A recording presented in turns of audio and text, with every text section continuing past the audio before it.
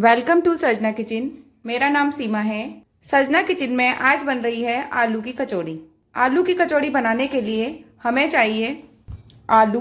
मैंने यहाँ पर 5 आलू लिए हैं और आलू को मैंने उबाल लिया है। उबालने के बाद मैंने आलू को छील लिया है। कम या ज़्यादा आलू आप अपनी आवश्यकता के अनुसार ले सकते हैं।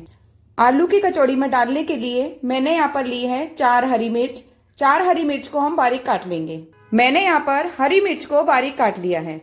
मैंने लिया है आलू की कचौड़ी में डालने के लिए हरा धनिया। हरे धनिया को हम अच्छी तरह से साफ करके धो लेंगे और इसको बारीक बारीक काट लेंगे। हरे धनिये को मैंने बारीक बारीक काट लिया है।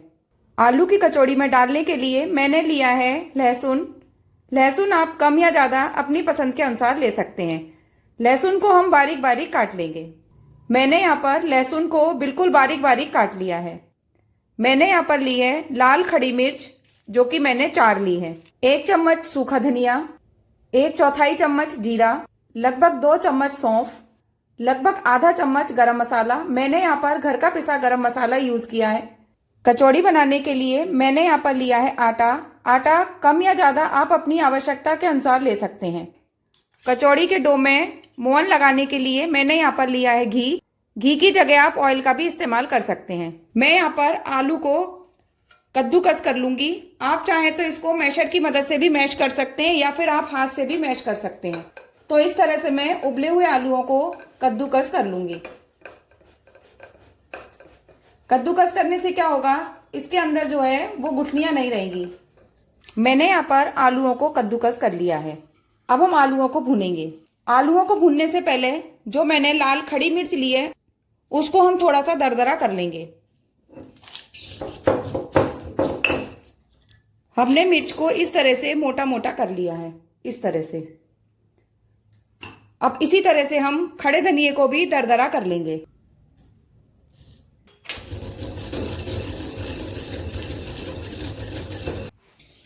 देखिए, इस तरह से मैंने सूखे धनिये को भी दरदरा कर लिया है। अब हम सबसे पहले इन आलूओं को भून लेंगे, उसके बाद ही हम कचौड़ी बनाएंगे। हम एक कढ़ाई लेंगे। कढ़ाई में हम थोड़ा सा ऑयल डालेंगे। लगभग 2 से 3 चम्मच ऑयल डालेंगे, इससे ज्यादा ऑयल नहीं डालेंगे। अब हम ऑयल को गर्म होने देंगे। ऑयल हमारा गर्म हो चुका है। अब मैं इसमें 1/4 चम्मच जीरा। जीरा हमने ज्यादा नहीं लिया है, सिर्फ 1/4 चम्मच लिया है। लगभग 2 चम्मच सौंफ। सौंफ को मैंने दरदरा कर लिया था। हम सौंफ और जीरे को अच्छी तरह से भून लेंगे। सूखा खड़ा धनिया, जिसको मैंने दरदरा कर लिया था, वो भी हम तेल में डाल देंगे और अच्छी तरह से भून लेंगे। बारीक कटी हरी मिर्च। हरी मिर्च को भी हम अच्छी तरह से भून लेंगे। ध्यान रखिए, हरी मिर्च हमें बारीक बारीक काटनी है। बारीक कटा हुआ लहसुन। अगर आप लहसुन नहीं खाते हैं तो आप लहसुन को स्किप कर सकते हैं। सारे मसाले हमारे अच्छी तरह से भून चुके हैं। अब हम इसमें थोड़ी सी हल्दी।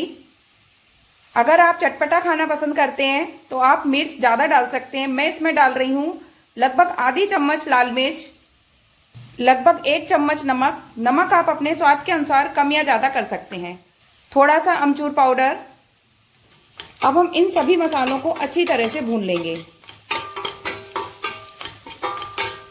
अब हम इसमें जो हमने आलूओं को कद्दूकस करके रखा था वो इस मसाले में डाल देंगे और धीमी आंच पर हम आलूओं को अच्छी तरह से भून लेंगे।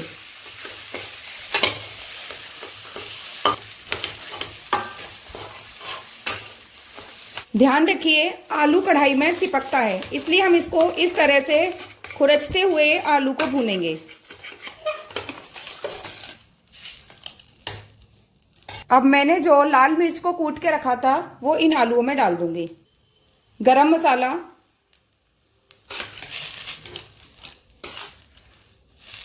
अब हम इन सब चीजों को अच्छी तरह से मिक्स करके और इनको भून लेंगे।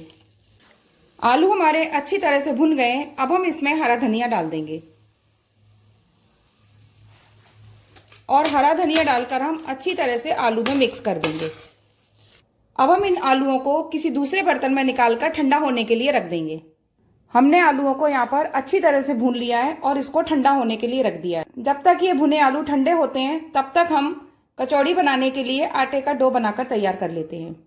ध्यान रखिए, जब ये आलू ठंडे होंगे तभी हम इसकी कचौड़ी बना सकते हैं। मैंने यहाँ पर गेहूं का आटा लिया है, इसमें 4 चम्मच घी डाल दूंगी। मैं यहाँ पर घी डाल रही हूँ, आप चाहें तो ऑयल भी डाल सकते हैं। कचौड़ी के आटे में लगभग 1 चम्मच नमक डाल दूंगी। नमक आप अपने स्वाद के अनुसार कम या ज्यादा कर सकते हैं। अब हम आटे में नमक और घी को अच्छी तरह से मिक्स कर लेंगे। हमें इसमें घी 4 चम्मच से ज्यादा नहीं डालना है। अब हम आटे में थोड़ा थोड़ा पानी डालकर ना सॉफ्ट ना हार्ड यानी कि मीडियम डो बनाकर तैयार कर लेंगे। रोटी के लिए आटे का डो बनाते हैं, सिर्फ उससे थोड़ा सा हमें टाइट डो बनाकर तैयार करना है। देखिए, मैंने इस तरह का डो बनाकर तैयार किया है। इस तरह से हमने आटे को मसल कर अच्छी तरह से स्मूथ कर दिया है। जब तक आलू ठंडे हो रहे हैं हम आटे को रेस्ट करने के लिए रख देंगे।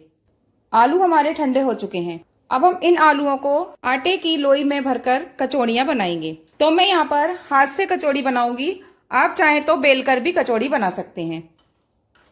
इस तरह से हम छोटी लोई लेंगे और इस तरह से हाथ से उसको पूरी की तरह बेल लेंगे। हमें ज्यादा नहीं बेलना है, सिर्फ इस तरह से हाथ से बेलना है।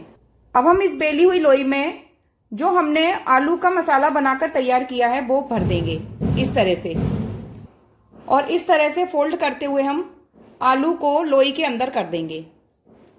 ध्यान रखिए, हमें ज्यादा ठूस ठूस कर आलू नहीं भरने हैं।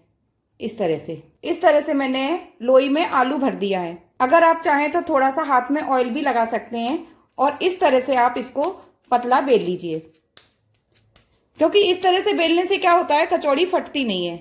अगर आप बेलन से बेलेंगे तो कचौड़ी फटने का डर रहता है। तो इस तरह से मैंने कचौड़ी को हाथ से बेल लिया है।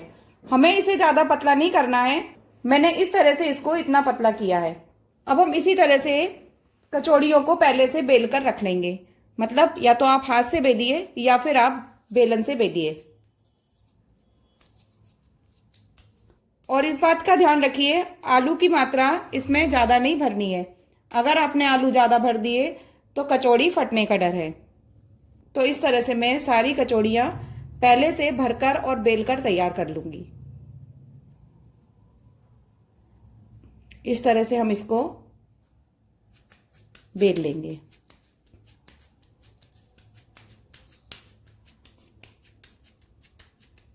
हमें हथेली पर रखकर इस तरह से करना है। इस तरह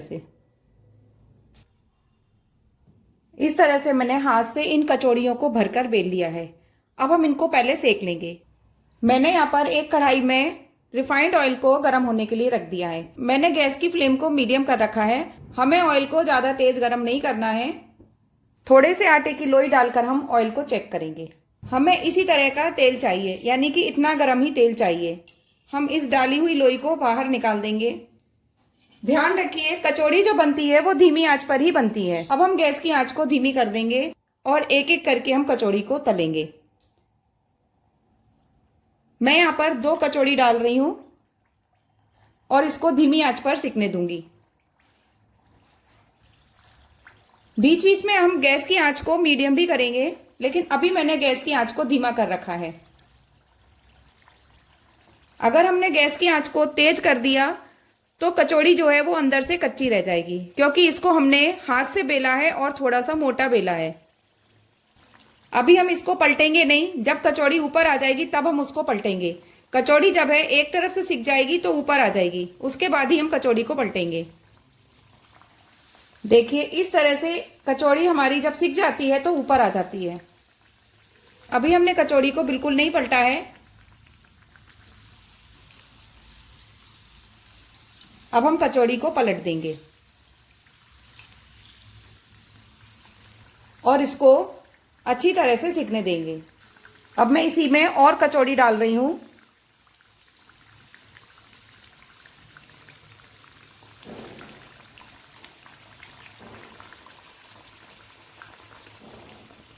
अब हम गैस के फ्लेम को मीडियम कर देंगे, क्योंकि जो कचौड़ी है वो ऊपर आ चुकी है। तो थोड़ी देर के लिए हम गैस की आंच को मीडियम कर देंगे और फिर हमें लगेगा तो फिर हम दोबारा से गैस की आंच को धीमा कर देंगे। इस तरह से हम कम या ज़्यादा अपनी पसंद के अनुसार कचौड़ी को सेक सकते हैं, लेकिन ध्यान रखिए कचौड़ी अंदर से कच्ची नहीं रहनी चाहिए। तो मैंने बीच बीच में गैस की आंच को धीमा भी किया था। मुझे कचौड़ियों को सिर्फ इतना ही सेकना है और ये काफ़ी अच्छी तरह से सिक चुकी है। अब मैं इनको निकाल लूंगी। अब मैं तेल में जो मैंने हाथ से बेलकर और कचौड़ी रखी है वो डाल दूंगी और गैस की आंच को मैंने धीमा ही कर रखा है। अब हम इन कचौड़ियों को धीमी आंच पर ही सिकने देंगे। इस तरह से हम सारी कचौड़ी बनाकर तैयार कर लेंगे। इस तरह से कचौड़ी का ये बैच भी अच्छी तरह से बनकर तैयार हो चुका है। अब हम इसी तरह से सारी कचौड़ियों को बना लेंगे। सजना किचन में आलू की खस्ता कचौड़ी बनकर तैयार हो गई है। अगर आपको मेरे द्वारा बनाई हुई आलू की खस्ता कचौड़ी की रेसिपी पसंद आई हो तो आप मेरी वीडियो को लाइक करें, शेयर करें, कमेंट करें और मेरे चैनल को सब्सक्राइब करें। Thank you.